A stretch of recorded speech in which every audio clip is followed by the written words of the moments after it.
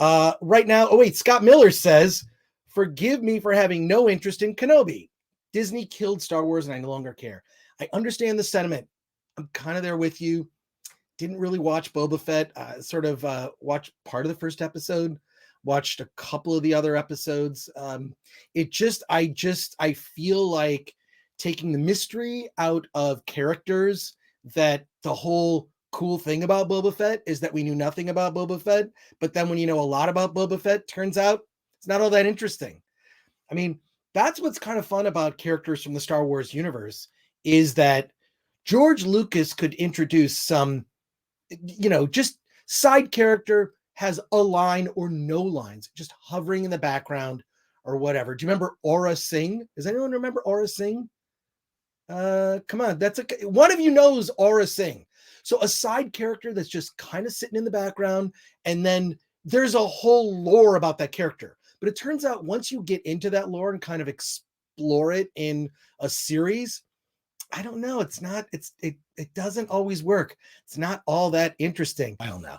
All right, let's get into it. I see your comments are flying fast and furious. Anyone know Aura Singh? Anyone in the chat know Aura Singh? One of you has to know. And don't Google it. If you don't know, just don't put it there. But let's see. Scott Miller says, oh, he has no interest. That's right. I already read that one. Rin says, I do wonder what they'll do to Kenobi woke-wise. I think we already saw it in the trailer. I think there's already just sort of some hints of what they may do. Let's see. Scott Miller says the same thing with Solo. He was cool partly because he was mysterious. Exactly. Cubicle Media says, aloha, Chris. Kenobi trailer, just eye candy. Yeah, you know what? I got to say, I'm such a sucker. I'm going, I think this is one I have to watch.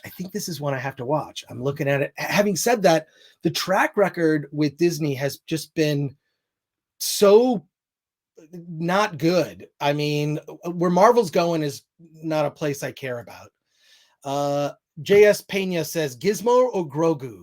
Gizmo or Grogu? Okay, I don't know. I probably Grogu, although I hate that name. It'll always be Baby Yoda. Also, Infinite Main says, keyword yet. Exactly. Geek Truth 64. Hey, you are back. Good to see you, Geek Truth 64. Thank Bob and Bob for Back to the Future not being ruined yet. Although there is a podcast that I do want to recommend called Undiscovered Scripts. It's on all the platforms. Undiscovered Scripts, and there is a script that's not quite a sequel to Back to the Future. It's called Back to the Future, and it's like a fan script, but it's done like, what they do is they take a script and they like embellish it. So it's almost like a radio play. It's pretty awesome, and it's about a Back to the Future super fan that gets involved in Back to the Future. It's very funny, very inside baseball. It should probably never be made, but it is a great radio show. What am I saying? But it feels like a radio play, like, because they've got music and they've got actors playing different parts. So it's a dramatization, let's say. Geek True 64, the Sith. Yeah, I don't know. I kind of like that aspect of it. And Bounty Hunter. Oh, yes. Hey, let's see.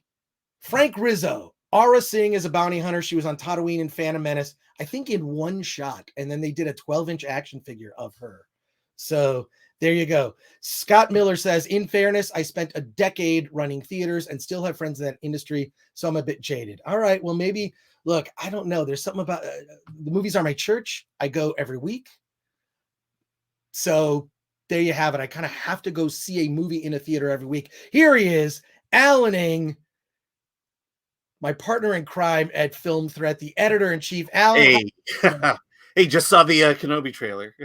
Oh, yeah, well, good. It's a good thing, because I should have mentioned that we're going to talk about it, but that's like the biggest thing today. What are your impressions right off the bat? Yeah, I mean, it's a teaser. I'm interested. I feel like if they screw up Kenobi, all is lost. And I think this is where all the eggs are in a single basket. If Star Wars is to ever turn the right course, or hire Jon Favreau and put him in a executive position at Lucasfilm. Well, you're a Disney Plus subscriber? Yeah. Yeah. So, the thing is this, I signed up for Disney Plus, and it was one of those deals through D23. If you were a D23 member, which I believe back then was free. I don't know if they charge for it now, but you just have to basically register your info. You got 3 years of Disney Plus for like, I think it ended up being like $4 a month or less than that, which was cool. So I signed up. I'm kind of stuck with it. It's not my go-to. Probably my favorite streaming platform these days, honestly, is HBO Max, and then Netflix here and there. But have you watched like the recent Disney Plus series? Did you watch Hawkeye? I did not watch Hawkeye. I didn't watch it. Yeah, I've watched all the Marvel stuff. I've not watched. I mean, I'll admit I've only seen maybe 3 episodes of The Mandalorian, and that's kind of where I've stopped. Right. So I'm far behind, and I think a lot of it has to do with just my job at Film Threat. I don't have time to really invest in a series, and I think it helps that I think with Marvel, at least I'm already familiar with the characters than I am with like The Mandalorian. Boba Fett. I mean, I know Boba Fett from Empire Strikes Back, but what do I really know of him? And then you get caught up in all the chatter and just all the battle toward it. And also the prequels, right? I mean, that was kind of the origin of all Boba Fett. And I thought one of the things that was successfully done in the Star Wars prequels, but I really feel like this is an opportunity it's an opportunity. I'm not going to say here's my thought and my hope, because I am before the movie opens, I'm an optimist, right? Yeah. Like, okay, we've seen good movies, bad trailer. For the most part, most trailers are really good, and then the movie ends up being not great, or the television show ends up being not great, because what it does? It tells you that trailer editors really know what the hell they're doing. Trailer editors are good, but I'm super excited about the possibility of answering some questions that went unanswered. People forget, when George Lucas was making Revenge of the Sith, he had actually forgotten that, oh yeah, Obi-Wan has to take Anakin's lightsaber because, in the next movie, he gives it to him. He forgot to shoot that. So this is an opportunity to kind of answer some questions that are kind of vague. Like, wait a second, why did Obi-Wan Kenobi like lie to Luke in such an elaborate way? How does he know who Darth Vader is? I mean, someone pointed out, I was watching another live stream. It was Midnight's Edge, and someone pointed out that like in Return of the Jedi, Obi-Wan says he's more machine now than man, because if the last time that Obi-Wan Kenobi saw Darth Vader, he was just burned and, no arms and no legs, right? For all Obi-Wan Kenobi knows, he died there. Obviously, something happened, so I know people are saying they don't want to see another, encounter between Obi-Wan and Darth, but that could actually answer some questions, right? It could. I mean, I think it's gonna be hard to top that lightsaber duel at the end of Revenge of the Sith, but I would love to somehow have it end where, Darth Vader looks at Obi-Wan and says something along the lines of, if you ever leave this planet, if you ever leave my home, I will destroy you. Like, it's got to end that way. So it really got me thinking this is an opportunity. And I wonder if, and this is a question for the chat and a question both for you, Alan, because I think so much of what Disney has done with Star Wars and, what they've done is they've created new TV shows and movies that have made us look on the old movies differently. And I don't think it's necessarily worked. I don't know that I need to know every detail about like the guy who designed the Death Star and his relationship with his daughter, or every single tiny detail about minor characters from the Star Wars universe. I don't need to know everything, because what I feel is when you're doing that, you're not creating anything new. You're just answering questions nobody asked. Mm-hmm. So here's my question. Will Kenobi be the first piece of new Star Wars?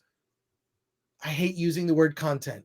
New Star Wars content that will make you look on something differently in a positive way. Because previous to this, the Star Wars sequels, It's kind of ruined the experience of watching the movies. Like I can't imagine sitting there with a kid who hasn't seen the original Star Wars trilogy and is watching it for the first time. They've just finished watching Return of the Jedi. They're on a high and, oh, there's more movies. Can I watch episode 7? No, you don't want to see that. No. I mean, Han Solo getting, lightsabered by his own son in the next film after a painful space divorce, and he kind of becomes kind of a loser after reaching the heights of being a general in the rebellion. I'm curious if Kenobi is going to allow us to look differently on the original trilogy and the prequels, because this is the connective tissue, right? Yeah. Never been done. Is it going to make us, I think it's actually going to help us look more favorably on the prequels, because as they have aged, those movies have gotten better. And here's the thing that I about Star Wars was, there's George Lucas. He was the one who created it. He's the one who guided it. And whatever you feel about the prequels, that was his vision. Right. And then when he handed it over to Disney, they fired him. They said, all right, it's our child now. Just go off and do your little thing. And so the question is, is Star Wars going to become DC, basically, where it's run by committee and not by someone who has a specific vision for the story? And so that's where, are we going to ruin Obi-Wan Kenobi forever now? Or is there someone in the organization that has a vested interest in this property and is willing to put it all on the line like George Lucas did? Well, you bring up a really good point, because one of the things I felt was my first impression when I saw The Force Awakens was, I wish George Lucas was more involved. It felt like Lucas, his innovative mind was missing. There were so many things in The Force Awakens that bothered me that I thought were just lame. I know everybody likes to piss on The Last Jedi.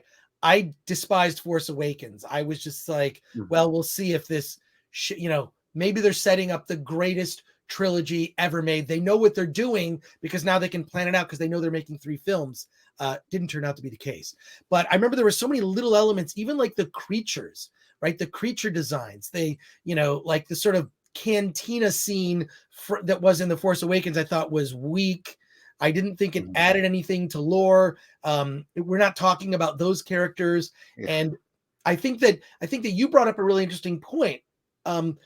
And when I first saw Force Awakens, I thought I remember that was the thing I said, like, it's really missing George Lucas's sort of magic touch.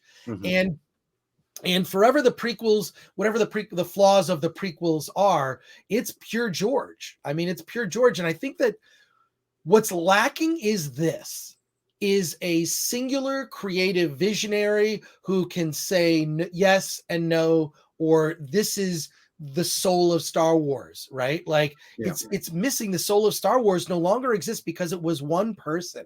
And when you look at all the great franchises, right?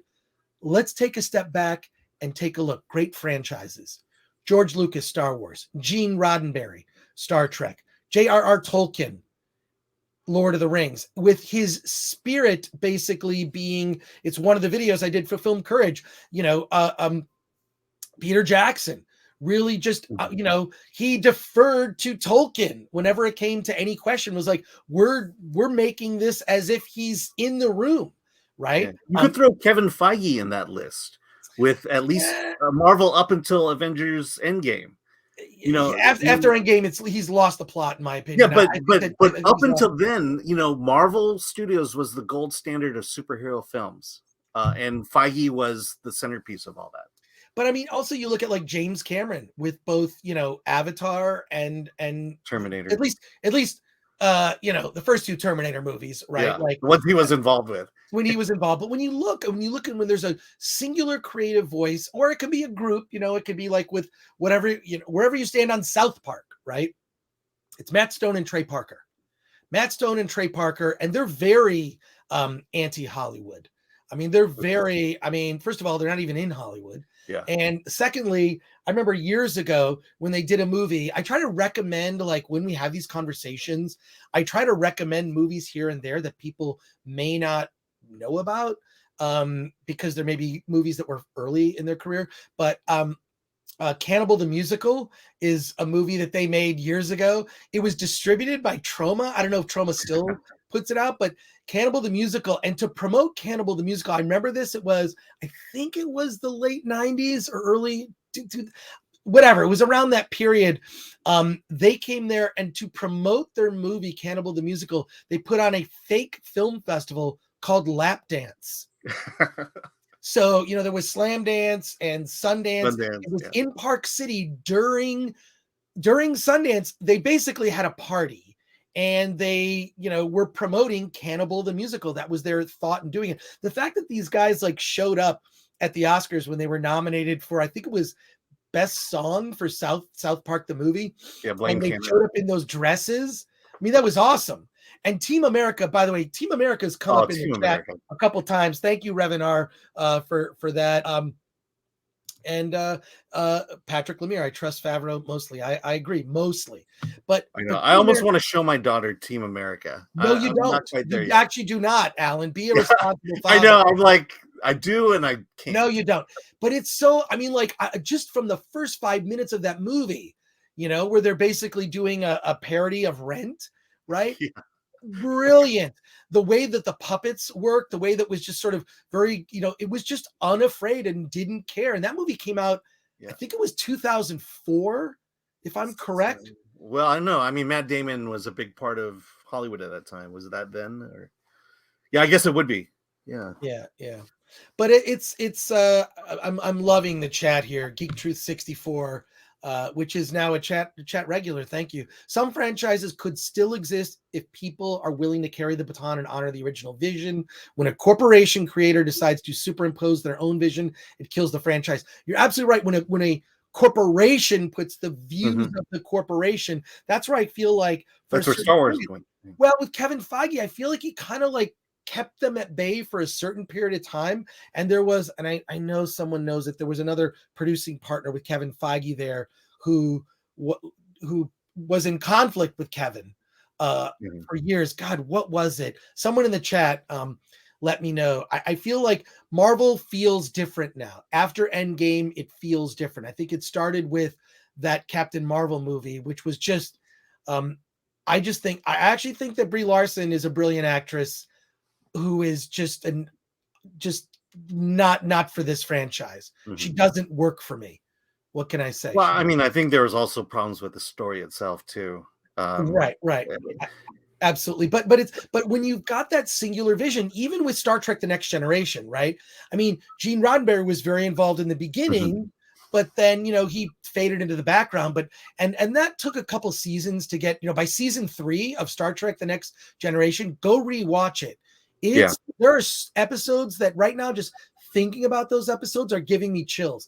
And maybe the production value doesn't hold up to, what people can do today, but man, just the writing, it was the writing on that show that was just amazing. Star Trek. Yeah. I mean, if you hate political correctness or wokeness, they did it right in terms of weaving it into a story and then making us think about these issues in a different way, and rather than just come out and say it and slap us in the face. I mean, have you seen the recent Star Trek stuff? Are they killing Star Trek now? I watched the first 4 episodes of Star Trek Discovery and lost interest. I have watched videos of people complaining about it and talking about, how bad it is. My friend Robert Meyer Burnett, there's no bigger Star Trek fan than Robert Meyer Burnett. And the guy, his vast knowledge, he just knows it, and he does not like it. Picard, I've feeling that too. Yeah, I've only heard people complain about Picard.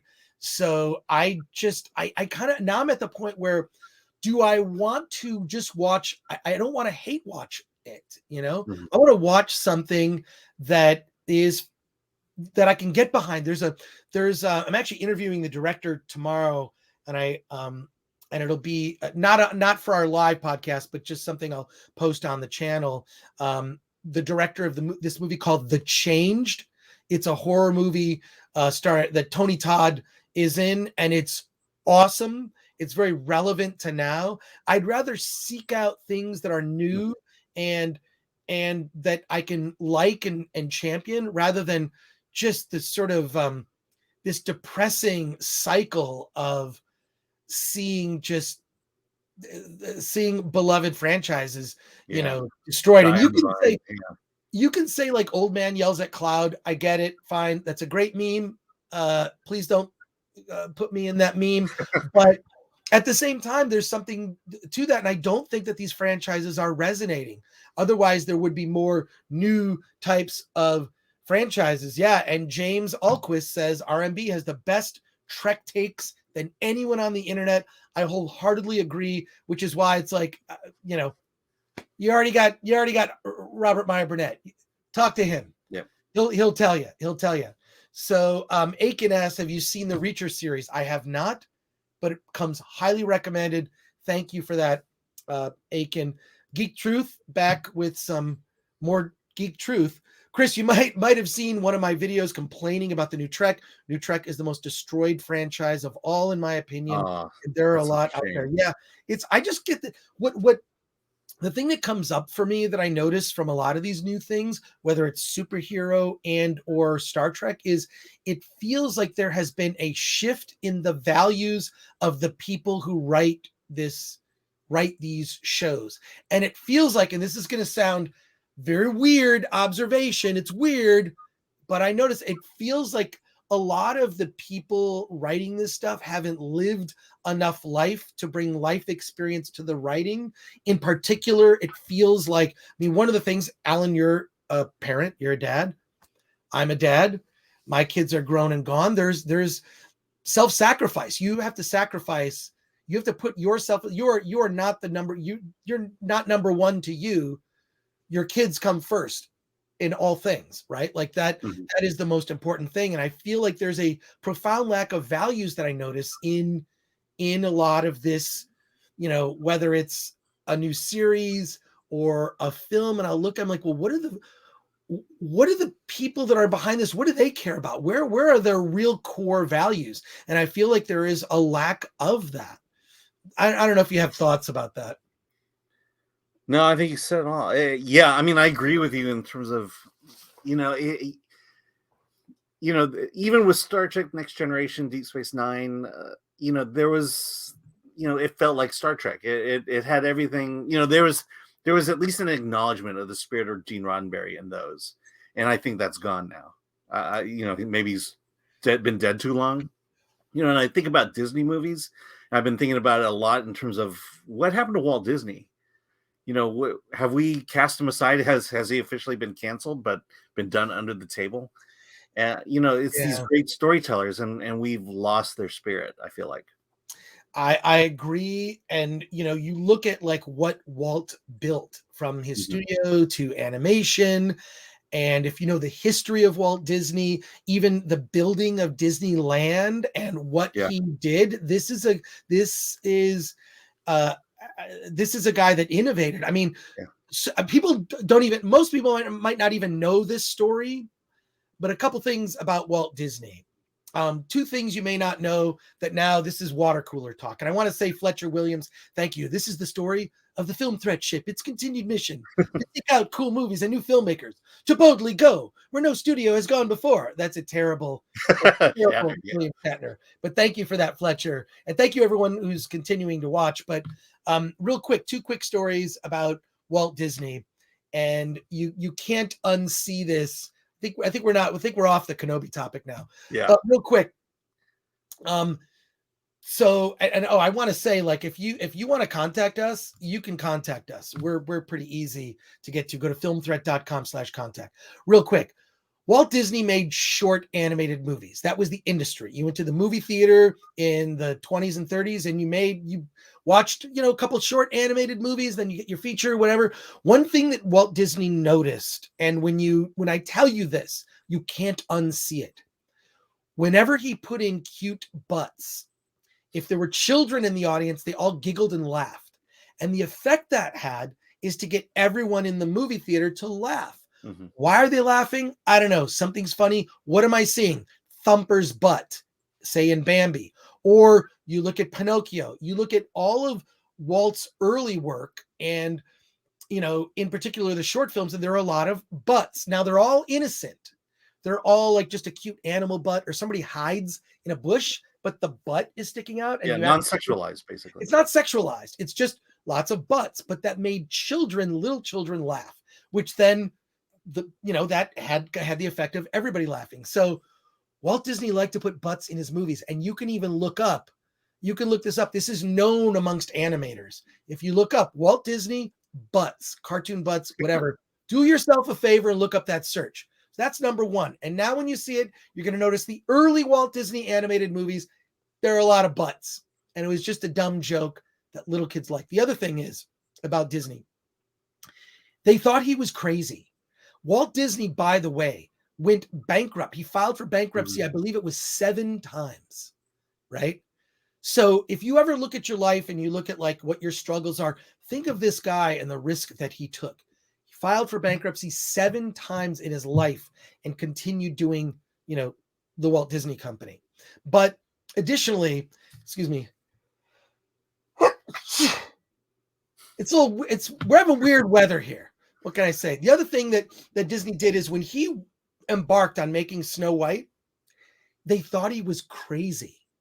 No one is going to sit through a cartoon that's as long as a feature. And by the way, Snow White is short. It's like just over 60 minutes. A little bit over an hour, yeah. Yeah, it's like a little over an hour. So, but no one had done this before, right? He made short animated movies. They called Snow White Disney's Folly. He's crazy. No one is going to sit through a cartoon that's as long as a feature movie. You're crazy. And of course, here we are today. Animated features are just a part of the genre. It's an award at the Oscars. But they thought he was nuts for wanting to make a cartoon that was as long as a feature film, because previous to that, people made short animated movies. And I've been fortunate enough to go to the studio. I've had friends who work there, so I've gone there for lunch, and I've seen the machine. They developed a machine and technology just to make Snow White. And the camera, which is bigger, almost bigger than the room I'm in right now, which is kind of my little studio with a lot of comic books and crazy stuff sitting around. It's a giant, giant machine. Look for that. If you ever have the opportunity to do the studio tour, ask to see this machine that they used to make it's Snow a White. multi-plane camera, isn't it? It's a multi-plane camera is what it is. So very, very fascinating. So yeah, I'll go. I mean, Fletcher Williams. Real quick to Fletcher, we can't do super chats. It's because this sounds, and Alan, I had to tell you about I know, I was asking you about this. We had to change our email for the AdSense, for Google AdSense. Don't ask why. We should be out of it. I've gone through the process.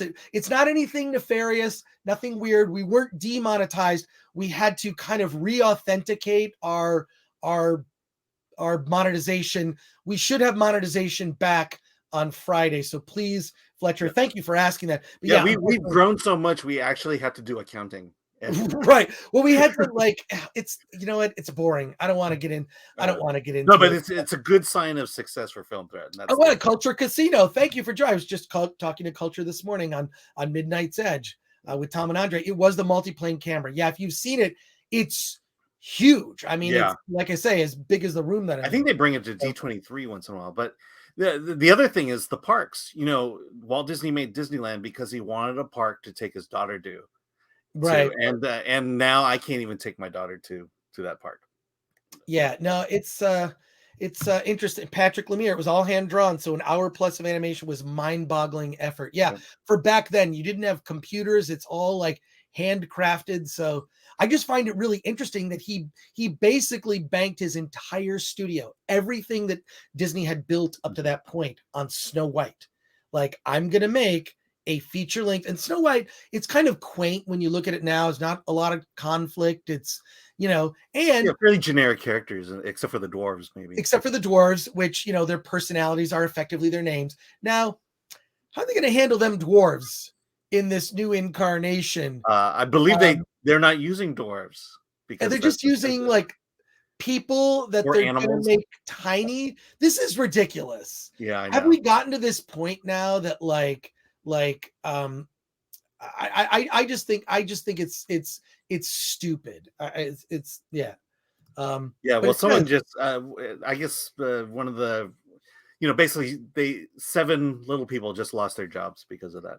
Yeah, I mean, I do think that that's pretty weird. Also, because if you think George Lucas loved little people, Hmm. he built, he built a whole franchise that didn't really take off on little people. I mean, he put little people in all the Star Wars movies. Although I do think that the Jawas were actually Gary Kurtz's kids, if I recall correctly. Or a couple of them were Gary Kurtz's kids. Kenny Baker, of course, was famously in Yep. R2D2. He wanted it known. I mean, he's not in.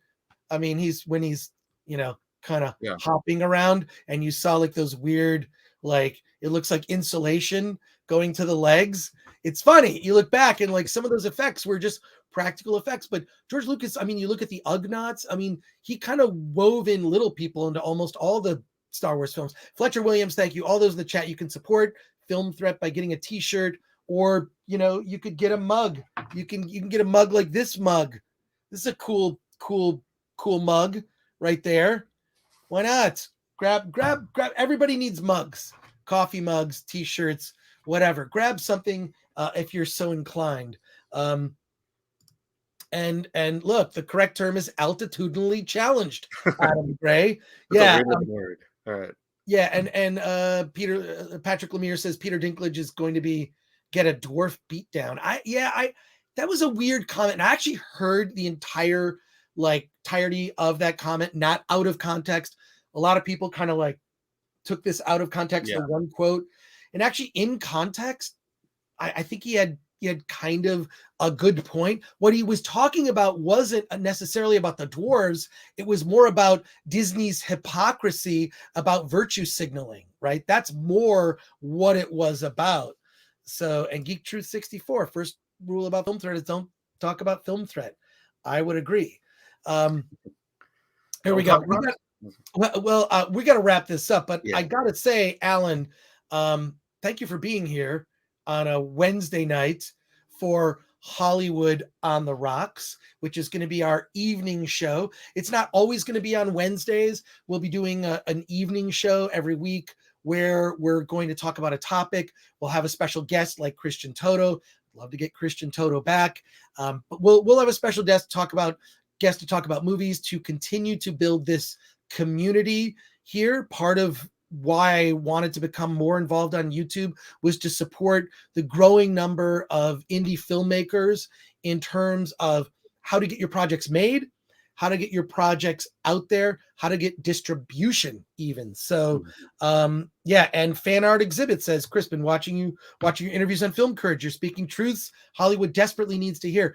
You would be shocked, Fan Art Exhibit, how many people at all levels reach out to me unsolicited to tell me they saw my Film Courage things and love what I'm saying, or love a certain comment or particular video.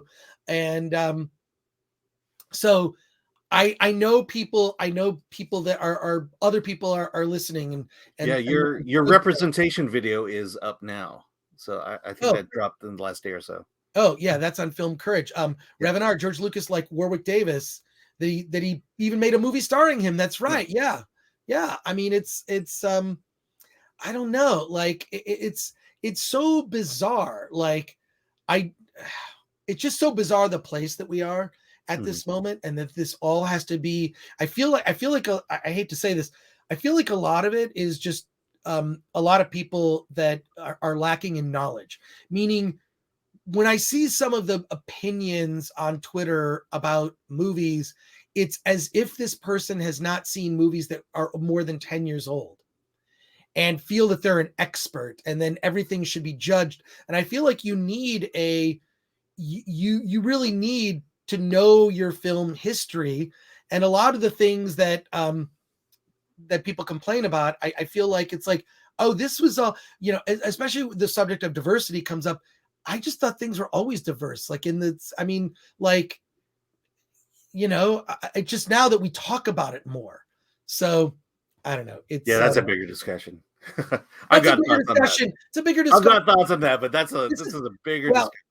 this is why I don't have these debates on Twitter, because I think Twitter's a waste of time. Yeah. It's a time suck. It's the worst social media platform. It completely lacks nuance and nobody listens. There's no conversation. Here we are having a conversation together, and I'm happy to talk to people, who where my views may disagree with my own, and that's fine. And When was the last time you changed your mind because of a tweet or an update or an Oscar speech? Yeah. I mean, I don't think anyone has. Geek Troop 64. Yeah, we should get the AdSense thing squared away by Friday. It is really it's not anything nefarious or weird. So, but I thank you for people saying that they want to help. That's awesome. You can buy something off the Film Threat website, and also you can super chat, buy a shirt, or you can so many kids aren't shown movies from the 70s. Let alone the golden years of Hollywood. That's right. Yeah. Those old movies that are in black and white. Ugh. Okay. Well, I kind of get that one. Yeah. Now, Patrick Lemire, Twitter amplifies the worst of everything. I agree. Twitter isn't, and Geek Truth 64. Twitter isn't about talking to people. It's about talking at people. Yeah. That's why I just don't like it. Just that phrase, Twitter blew up. It's like, well, who is Twitter? And right. It's like, who is that? Is it